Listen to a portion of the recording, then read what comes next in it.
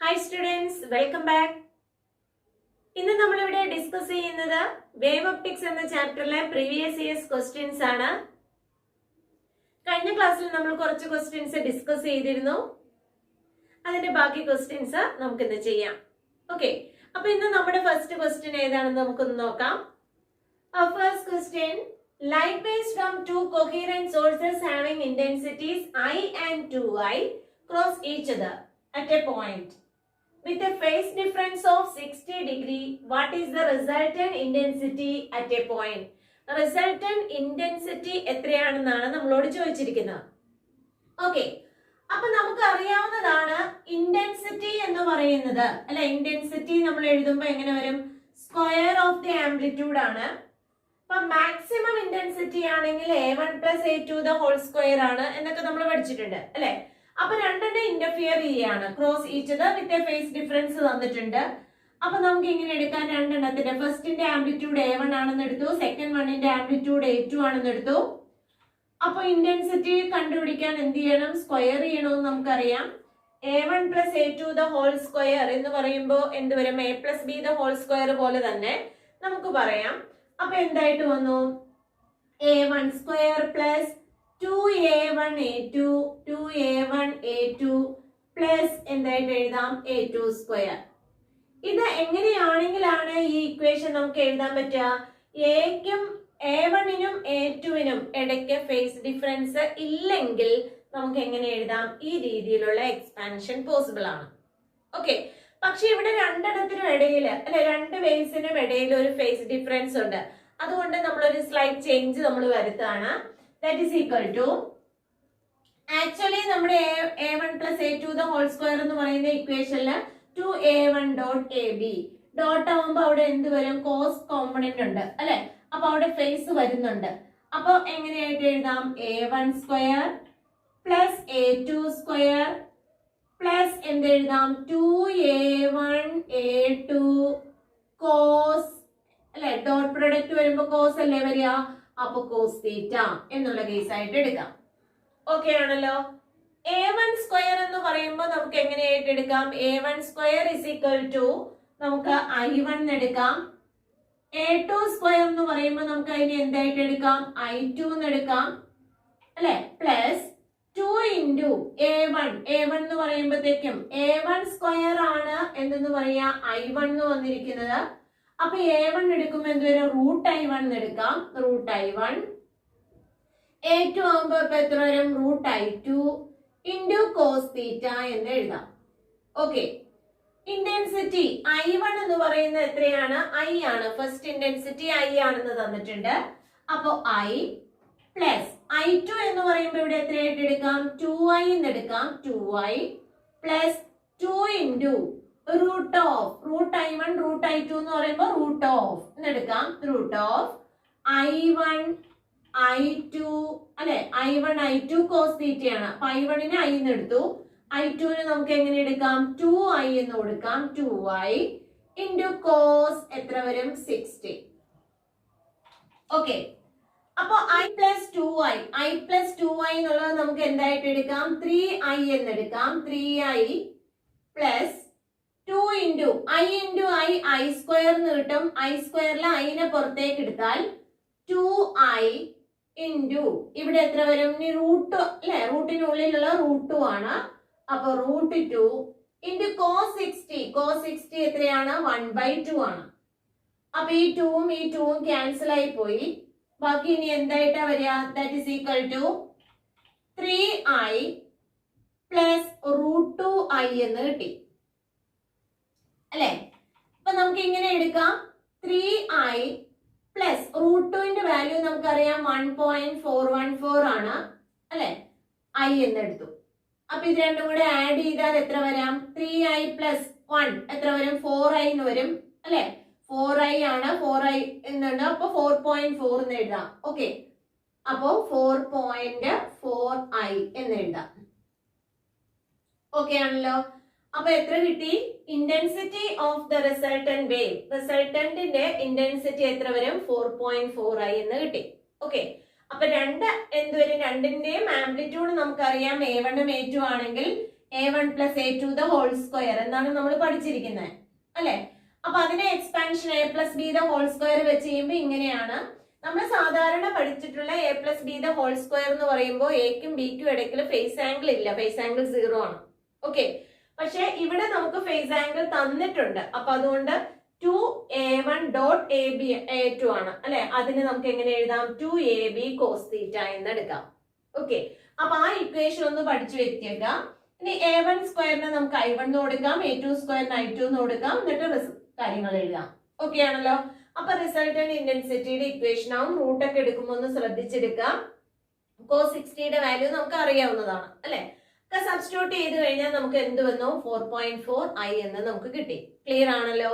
Okay, അപ്പോ intensity of the resultant wave is equal to 4.4 I. Okay, second question.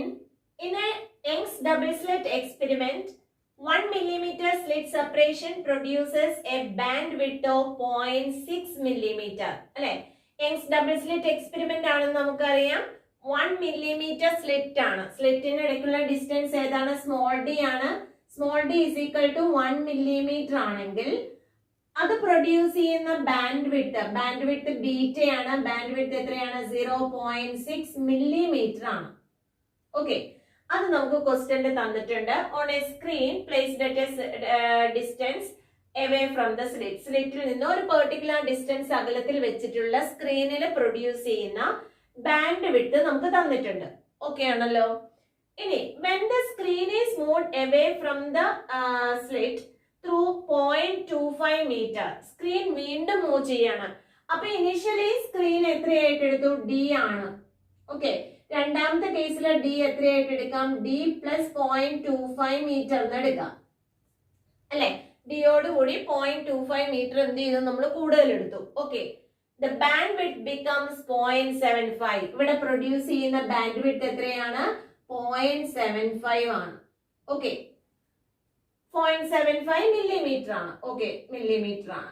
ഇത് മീറ്ററിലാണ് തന്നിട്ടുള്ളത്. Okay, find the initial separation between the slit and the screen. Capital D. സ്ലിറ്റിനും സ്ക്രീനിനും ഇടയിലുള്ള initial separation ആണ് നമ്മളോട് ചോദിച്ചിട്ടുള്ളത് അല്ലെ. അപ്പൊ നമുക്ക് ഈസി ആയിട്ട് ചെയ്യാൻ പറ്റുന്നതേ ഉള്ളൂ അല്ലെ. ബാൻഡ് വിഡ്ത്തിന്റെ ഇക്വേഷൻ നമുക്കറിയാം. Bandwidth beta is equal to lambda capital D divided by small d. അതുപോലെ തന്നെ ബീറ്റ ഡാഷ് എന്ന് പറയുമ്പോൾ ലാംഡ ക്യാപിറ്റൽ ഡിക്കാണ് ചേഞ്ച് വരുത്തിയിരിക്കുന്നത്. ബീറ്റ പ്ലസ് അല്ലെ capital D plus 0.25 divided by small d. അപ്പൊ നമ്മളുടെ റേഷ്യോ എടുക്കുമ്പോൾ ബീറ്റ അല്ലെ beta by beta dash is equal to lambda cancel ആയി പോവും. ക്യാപിറ്റൽ D അല്ലെ ക്യാപിറ്റൽ D അവിടെ നിൽക്കും. സ്മോൾ d ക്യാൻസൽ ആയി പോവും. അപ്പൊ എന്ത് വരും? Capital D divided by D plus 0.25. ഇനി ഒന്ന് ക്രോസ് ചെയ്തെടുക്കുക അല്ലെ. ക്രോസ് ചെയ്തിട്ട് ബീറ്റയ്ക്കും ബീറ്റ ഡാഷിനും നമുക്ക് വാല്യൂ കൊടുക്കാം. ബീറ്റയുടെ വാല്യൂ എത്രയാണ്? 0.6 millimeter ഡിവൈഡഡ് ബൈ ബീറ്റ ഡാഷിന്റെ വാല്യൂ അല്ലെ. ബീറ്റ ഡാഷ് എന്ന് എടുത്തു 0.75. രണ്ടിന്റെ യൂണിറ്റ് മില്ലിമീറ്റർ ആയതുകൊണ്ട് അതങ്ങ് ക്യാൻസൽ ആയി പോയിക്കോളും. Okay, that's equal to D divided by D plus 0.25. ഇനി രണ്ടും നമ്മൾ എന്ത് ചെയ്യുക? ക്രോസ് ചെയ്തെടുക്കുക. അപ്പൊ ക്രോസ് ചെയ്യുമ്പോൾ 0.6D plus 0.6 into 0.25 equal to 0.75 capital D എന്ന് എഴുതി അല്ലെ. ഇനി ക്യാപിറ്റൽ D ഒക്കെ ഒരു പ്ലേസിലേക്ക് ആക്കി മാറ്റാം അല്ലെ. 0.6 into 0.25 equal to 0.75 capital D minus 0.6 capital D. That is equal to 0.15 D എന്ന് കിട്ടി. 0.6 into 0.25 is equal to ഇങ്ങനെ കിട്ടി അല്ലെ. അപ്പൊ ഇതിനകത്തുനിന്ന് ഇനി എന്ത് ചെയ്യാം? ക്യാപിറ്റൽ ഡിയുടെ വാല്യൂ കണ്ടുപിടിച്ചാൽ മതി അല്ലെ. അപ്പൊ capital D is equal to എന്നുള്ള രീതിയിൽ എഴുതാം. Capital D equal to 0.6 into 25 ഞാൻ എഴുതാണ് ഡിവൈഡഡ് ബൈ 15 അല്ലെ.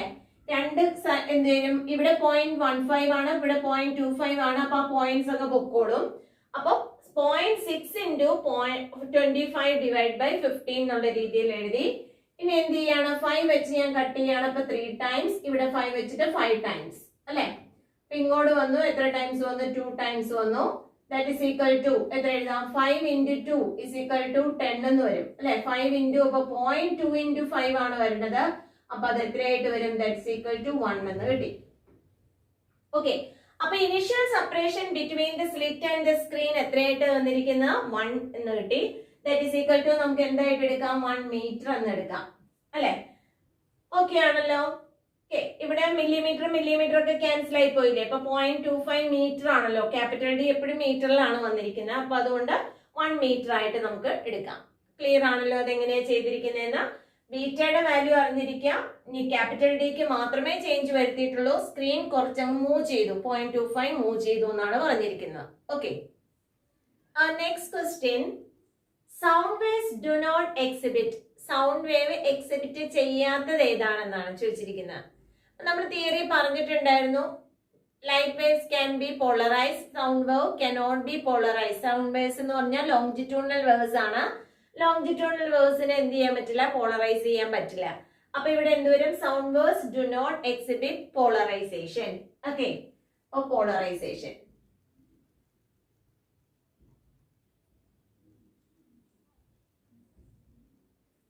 ഓക്കെ ആണല്ലോ. അപ്പൊ അടുത്ത ക്വസ്റ്റ്യൻ ഏതാന്ന് നമുക്ക് നോക്കാം. If one of the slit in Young's double slit experiment is closed, still dark and bright bands are observed on the screen. This is due to. നമുക്ക് Young's double slit എക്സ്പെരിമെന്റിൽ 2 slit ഉണ്ടെന്നുള്ള കാര്യം നമുക്കറിയാം അല്ലെ. അതിനകത്ത് ഒരു സ്ലിറ്റ് നമ്മൾ എന്ത് ചെയ്തു? ക്ലോസ് ചെയ്തു. അപ്പോഴും എന്ത് ചെയ്യുന്നുണ്ട്? സ്ക്രീനിൽ ഡാർക്കും ബ്രൈറ്റും ഫ്രിഞ്ചസ് ഉണ്ടാവുന്നുണ്ട്. അത് എന്തുകൊണ്ടാണെന്നാണ് ചോദിച്ചിരിക്കുന്നത്. ഒരു സ്ലിറ്റ് നമ്മൾ ക്ലോസ് ചെയ്ത് കഴിഞ്ഞാൽ പിന്നെ അടുത്ത ഒരു സ്ലിറ്റ് ഉണ്ടല്ലോ. അപ്പൊ അത് എന്തായിട്ട് ആക്ട് ചെയ്യും? സിംഗിൾ സ്ലിറ്റ് ഏതിലാ വരിക? ഡിഫ്രാക്ഷൻ അല്ലെ. അപ്പൊ അത് എന്തുകൊണ്ടായിരിക്കാം? This is due to diffraction. Okay, അപ്പൊ സെക്കൻഡ് വണ്ണിന്റെ ആൻസർ ഏതാണ്? ഡിഫ്രാക്ഷൻ.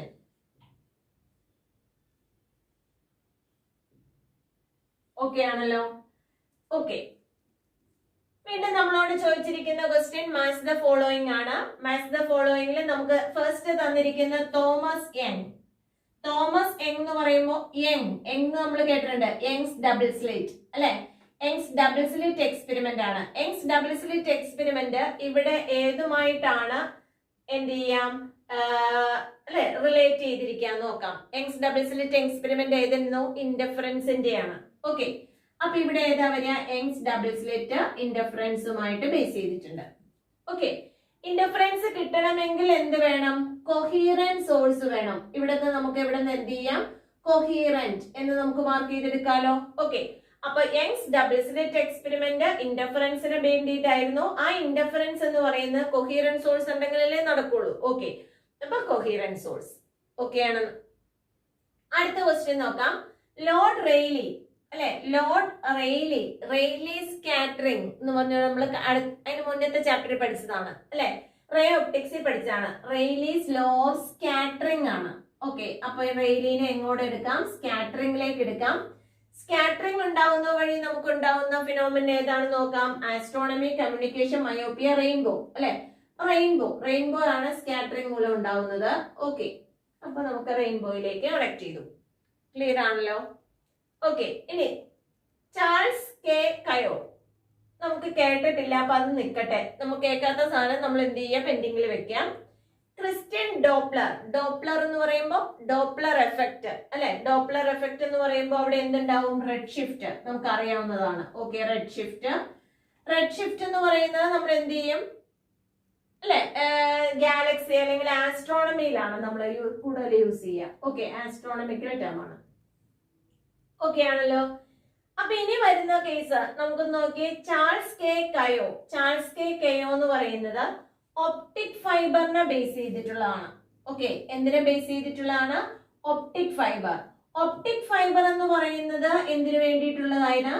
ഒപ്റ്റിക് ഫൈബർ കമ്മ്യൂണിക്കേഷന് വേണ്ടി. ഒപ്റ്റിക് കമ്മ്യൂണിക്കേഷൻ ആണ് നമ്മൾ സാധാരണ യൂസ് ചെയ്യുക. ഒപ്റ്റിക് ഫൈബേഴ്സ് യൂസ് ചെയ്തിട്ട് ആ ഫൈബറിലൂടെ കമ്മ്യൂണിക്കേഷൻ നടക്കുമ്പോൾ ടോട്ടൽ ഇന്റേണൽ റിഫ്ലക്ഷൻ ആണ് നടക്കുന്നത്. ആ ടോട്ടൽ ഇന്റേണൽ റിഫ്ലക്ഷൻ എന്ന് പറയുമ്പോൾ എനർജി ലോസ് ഒന്നും കൂടാണ്ട് എന്ത് ചെയ്യും? ഫുൾ നല്ല രീതിയിൽ അല്ലെ ക്ലിയർ ആയിട്ട് നമുക്ക് അവിടെ എത്തും. എനർജി ലോസ് ഒന്നും ഇല്ല എന്നുള്ള കേസൊക്കെ നമ്മൾ പഠിച്ചിട്ടുണ്ട്. ഇനി നമുക്ക് അറിയേണ്ടത് ഈ ചാൾസ് കെ കയോ എന്ന് പറയുന്ന ഒപ്റ്റിക് ഫൈബറുമായിട്ട് നമ്മൾ വലിയ കേട്ട് നമുക്ക് പരിചയമില്ല അല്ലെ. അപ്പൊ നമ്മൾ നോക്കേണ്ടത് ഇനി എന്ത് ചെയ്യാം, പോളറൈസേഷൻ ആണ് അടുത്ത ഫിനോമിന തന്നേക്കണേ. പോളറൈസേഷൻ മയോപ്പിയ ആയിട്ട് എന്തെങ്കിലും ബന്ധമുണ്ടോ? ഇല്ല അല്ലെ. അപ്പൊ പോളറൈസേഷനും മയോപ്പിയ ആയിട്ട് യാതൊരു ബന്ധവുമില്ല. പക്ഷെ കമ്മ്യൂണിക്കേഷനും എന്തുണ്ട്, ഒപ്റ്റിക് ഫൈബറുമായിട്ട് റിലേഷൻ ഉണ്ട്. അപ്പൊ ഇവ തമ്മിൽ കണക്ട് ചെയ്യാം അല്ലെ. അപ്പൊ ഈ കണക്ഷൻ പിന്നെ എങ്ങോട്ട് വരണം? ഇവിടെ തന്നിരിക്കുന്നതിൽ ഇപ്പൊ നമുക്ക് അറിയില്ലാത്ത ഒരെണ്ണം ഉണ്ടല്ലോ അല്ലെ, ആ അറിയില്ലാത്തതിലേക്ക് നമുക്ക് കണക്ട് ചെയ്യാൻ പാടില്ലേ? ഓക്കെ, അപ്പൊ എന്താണ്, മയോപ്പിയ പോളറൈസേഷനുമായിട്ട് യാതൊരു ബന്ധവുമില്ല. അപ്പൊ അവ തമ്മിൽ നമുക്ക് കണക്ട് ചെയ്യാൻ പറ്റില്ല. പിന്നെ കണക്ട് ചെയ്യാവുന്ന ഏതാ? കമ്മ്യൂണിക്കേഷനും ഒപ്റ്റിക് ഫൈബർ. എന്നിട്ട് അതിനെ എന്ത് ചെയ്യുക, ഈ രീതിയിലേക്ക് കണക്ട് ചെയ്തുകൊണ്ടിരിക്കുക. ഓക്കെ, അപ്പൊ തെറ്റാനുള്ള സാധ്യത കുറവാണ്. ഓക്കെ ആണല്ലോ. അപ്പൊ നമുക്ക് അറിയില്ലാത്തതിനെ നമ്മൾ അവിടെ ഇടുക, എന്നിട്ട് ബാക്കിയുള്ളതെല്ലാം ചെയ്തെടുക്കുക. ചെയ്തെടുത്ത് കഴിയുമ്പോൾ ഏതെങ്കിലും രണ്ടെണ്ണം തമ്മിലുള്ള അല്ലെ നമുക്കൊരു റിലേഷൻ കിട്ടും. അപ്പൊ അത് കിട്ടിക്കഴിഞ്ഞാൽ അതിലേക്ക് ഇത് എന്ത് ചെയ്യാം, റിലേറ്റ് ചെയ്യാം. ഓക്കെ ആണ്. അപ്പൊ നമ്മൾ 3 ക്വസ്റ്റ്യൻ ആണ് ഇവിടെ ഡിസ്കസ് ചെയ്ത്. Sound waves does not exhibit polarisation വളരെ ഇമ്പോർട്ടന്റ് ആണ്.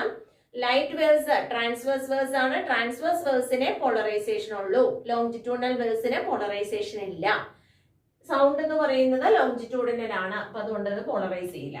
ഓക്കെ, സിംഗിൾ സ്ലിറ്റ് കൊണ്ടുണ്ടാവുന്ന ഡിഫ്രാക്ഷൻ പാറ്റേൺ അത് അങ്ങനെ തന്നെ ഓർത്തിരിക്കുക. ഡബിൾ സ്ലിറ്റ് കൊണ്ടുണ്ടാവുന്ന ഇന്റർഫറൻസ് ആണ്. ഓക്കെ, മാച്ച് ദ ഫോളോയിങ് ഈ രീതിയിൽ നമുക്കൊന്ന് ചെയ്തെടുക്കാം. Okay, next question. ഇങ്ങനെ ഒരു ഡയഗ്രാം ആണ് നമുക്ക് തന്നിരിക്കുന്നത്. ഇപ്പൊ ഇത് പോളറൈസർ ആണ്, ഇത് അനലൈസർ ആണ് എന്നുള്ള കേസ് ഒക്കെ നമുക്ക് ഡയഗ്രാം കാണുമ്പോഴേ അറിയാം അല്ലെ. Draw the graph showing the angular dependence of intensity of the transmitted plane polarized light with the second Polaroid P2. P2 ൽ നിന്ന് വരുന്ന എന്നുവെച്ചാൽ ഈ സെക്കൻഡ് പോളറോയിഡിൽ നിന്ന് വരുന്ന ലൈറ്റിന്റെ ഇന്റൻസിറ്റിയുടെ ആംഗുലാർ ഡിപ്പെൻഡൻസ് വെച്ചിട്ട് നമ്മൾ എന്ത് ചെയ്യുക, ഇന്റൻസിറ്റിയുടെ ഗ്രാഫ് വരയ്ക്കാനാണ് പറഞ്ഞിട്ടുള്ളത്. ഓക്കെ, ഗ്രാഫിക്കൽ റെപ്രസെന്റേഷൻ ആണ് അറിയേണ്ടത്. ഇന്റൻസിറ്റി ആണ്, ഇന്റൻസിറ്റിയുടെ ഗ്രാഫ് ആണ് നമുക്ക് വരയ്ക്കേണ്ടത്. എന്തുമായിട്ട് റിലേറ്റ് ചെയ്ത ആംഗുലാർ ഡിപ്പെൻഡൻസ്. അപ്പൊ നമുക്കറിയാം ഇവിടെ കിട്ടുന്ന ഇന്റൻസിറ്റി എന്ന് പറയുന്ന മാലൂസ് ലോ വെച്ചിട്ടാണ്. ഇന്റൻസിറ്റി I = Im × cos² θ എന്നൊക്കെ നമ്മൾ പഠിച്ചു അല്ലെ. cos² θ ആണ്. അപ്പൊ cos 0 വരുമ്പോ എത്ര വരും? cos 0 = 1 ആണ്. അപ്പൊ ഇന്റൻസിറ്റി = എന്ത് വരും? Im ആണ് അല്ലെ. മാക്സിമം ഇന്റൻസിറ്റി ആണ് when θ = 0. ഓക്കെ, ഇനി cos 90 വരുമ്പോഴോ θ = 90. cos 90 നമുക്കറിയാം 0 ആണ്. അപ്പൊ ഇന്റൻസിറ്റി എന്തായി പോവും? 0 ആണ് അല്ലെ. അപ്പൊ ഇന്റൻസിറ്റി 0. ഇനി എന്ത് ചെയ്യാം? θ = 180 ഡിഗ്രി എടുക്കുക. cos 180 = -1 ആണ്. പക്ഷെ cos സ്ക്വയർ അല്ലേ എവിടെ വന്നിരിക്കുന്നത്? അപ്പൊ -1 സ്ക്വയർ ചെയ്യുമ്പോൾ +1 ആയിട്ട് വരും. അപ്പൊ ഇന്റൻസിറ്റി വീണ്ടും എന്തായി? Im ആയി. ഓക്കെ, ഇനി θ = 270 എടുക്കാണ്. 270 എടുക്കുമ്പോ എത്ര വരും? 0 അല്ലെ. 0 ആണ് വരിക. അപ്പൊ ഇന്റൻസിറ്റി I = എത്ര വരും? 0. വീണ്ടും 360 വരെയാണ്. 360 വരുമ്പോ ഇന്റൻസിറ്റി എന്തായിട്ട് വരും? മാക്സിമം ആയിട്ട് തന്നെ വരും. cos 360. അപ്പൊ ഇതിൽ നമുക്ക് പറയാം alternate maximum minimum maximum minimum അങ്ങനെയായി വന്നുകൊണ്ടിരിക്കുകയാണ് അല്ലെ. അപ്പൊ നമുക്ക് ഇതിന്റെ ഗ്രാഫ് ഒന്ന് വരച്ചാലോ? ഇന്റൻസിറ്റിയുടെ ഗ്രാഫ് ഒന്ന് വരച്ചു കഴിഞ്ഞാൽ ഇന്റൻസിറ്റി നമുക്ക് എങ്ങനെയാ കിട്ടുക? ആദ്യം അല്ലെ ആംഗിൾ = 0 ആയിരിക്കുമ്പോ ഇന്റൻസിറ്റി എങ്ങനെയാണ്? മാക്സിമം ആണ്, Im ആണ്. ഇനി അടുത്ത 90 ആവുമ്പോ ഇന്റൻസിറ്റി എത്ര വന്നു? 0. ഓക്കെ, ഇനി അടുത്ത കേസ് 180 വരുമ്പോ ഇന്റൻസിറ്റി എത്ര വന്നു? മാക്സിമം. ഓക്കെ, പോസിറ്റീവ് വാല്യൂ ആണ്. ഇനി അടുത്തത് എത്രയായിട്ടാ വരിക? അടുത്ത ആംഗിൾ എന്ന് പറയുന്നത് 180. അടുത്ത 270 എത്ര കിട്ടി? 0 അല്ലെ. ഈ പോയിന്റ് കിട്ടും. അടുത്ത 360 എത്രയാ വരിക? മാക്സിമം. അപ്പൊ നമ്മൾ ഗ്രാഫ് വരയ്ക്കുകയാണെങ്കിൽ നമ്മുടെ ഗ്രാഫ് എങ്ങനെയായിരിക്കും? ഈ രീതിയിൽ നമുക്ക് കിട്ടും ആണല്ലോ. അപ്പൊ ഇങ്ങനെ പോകുന്ന ഒരു ഗ്രാഫ് ആണ് നമുക്ക് കിട്ടുക. ഇന്റൻസിറ്റി ആദ്യം മാക്സിമം, പിന്നെ 0 ആയി, പിന്നെ മാക്സിമം, പിന്നെ 0, പിന്നെ മാക്സിമം 0, അങ്ങനെ പോയിക്കൊണ്ടിരിക്കും. ഓക്കെ, അപ്പൊ ഏത് ലോ വെച്ചിട്ടാണ് ചെയ്യേണ്ടതെന്ന് ഓർക്കുക. മാലൂസ് ലോ വെച്ചിട്ടാണ്. ഇന്റൻസിറ്റി I = Im × cos² θ ആണ് ഇക്വേഷൻ. ഇനി എന്ത് ചെയ്യുക? ആംഗുലാർ ഡിപ്പെൻഡൻസ് ആണ് നമ്മളോട് വരയ്ക്കാൻ പറഞ്ഞിരിക്കുന്നത്. അപ്പൊ തീറ്റയ്ക്ക് എന്ത് ചെയ്യുക? 0, 90, 180, 270, 360 അങ്ങനെ ഇട്ട് കൊടുക്കാം. എന്നിട്ട് എന്ത് ചെയ്യുക? ആൻസേഴ്സ് എഴുതുക. ഓക്കെ, ഓൾട്ടർനേറ്റ് സീറോസ് വരും, പിന്നെ എന്താ പറയുക കോസ് സ്ക്വയർ വന്നിരിക്കുന്നതുകൊണ്ട് എപ്പോഴും എന്തേ വരുള്ളൂ പോസിറ്റീവ് വാല്യൂ മാത്രമേ പോസിബിൾ ആവുള്ളൂ. അങ്ങനെ ഓർത്തിരുന്നു കഴിഞ്ഞാൽ നമുക്ക് ഈസി ആയിട്ട് വരയ്ക്കാവുന്നതാണ്. Okay, I think these questions are clear for you. If you like this video, please subscribe and enable the bell button. Thank you.